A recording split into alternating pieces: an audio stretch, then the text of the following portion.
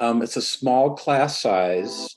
I know that the class size can be as many as 5 students. We're very fortunate. We only have 2 students in our class. So Maria is able to really individualize lessons based on our interests and our skill level. Maria is fabulous. She's very patient and very supportive. I feel we're going at a slow pace as a beginner.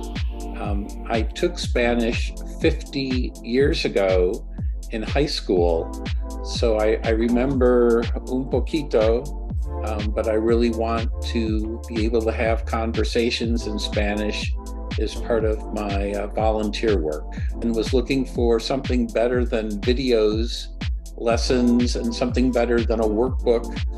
I really wanted to talk to someone or a group of people to practice.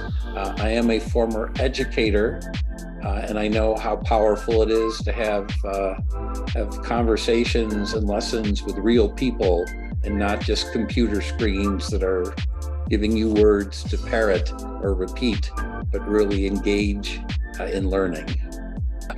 It's good. I'm highly motivated and I'm enjoying. I love the fact, I might add, I love the fact that it meets twice a week for 1-hour sessions. That's a great way to reinforce the things that we're working on.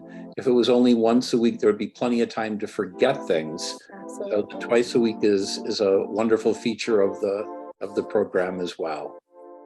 And know the value of hands-on learning, learning through all the senses. Maria, just last night, was sharing some protest music from different countries from Central America and South America. And I had expressed an interest, not only, me gusta música, but in particular protest music.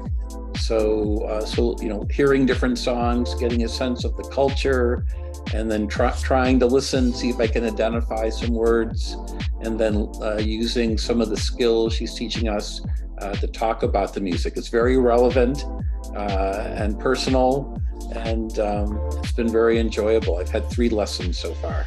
When we get started, Maria is only speaking in Spanish and then might go to English to correct something or to explain something as well. That could be overwhelming for some beginners, but I know it's trying to look for context. If I recognize a word and I think I can say, I think you're asking me, or I could try to respond. So just, it's challenging my brain. I like the fact it's challenging and informative. So that's good. I also know that if I have questions, if I don't understand something, I can simply say that, and she will take the time to explain it. But I really enjoy the challenge of trying to understand what she's talking about. I think the one on music, being 67 years old, my musical history is very different than Maria's, and probably yours too. So I know protest music from the 1960s and 70s, and she was sharing contemporary protest music from Latin America. And that was just really interesting to see what people were singing about and what they were advocating for or commenting on today. So I personally really enjoyed that and greatly appreciated her willingness to draw on my personal interest to learn Spanish.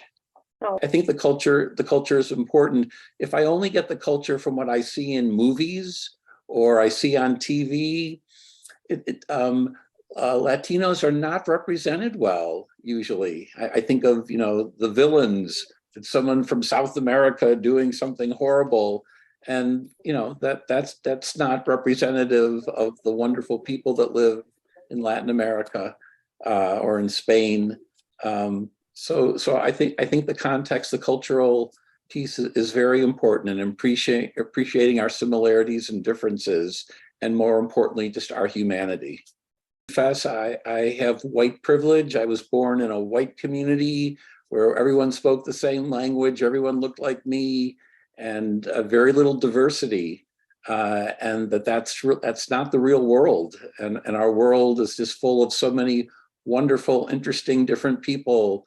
We need to learn about their cultures, their traditions, their languages.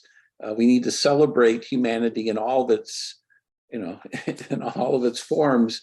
And learning a language is a very powerful way because communication is really the essence.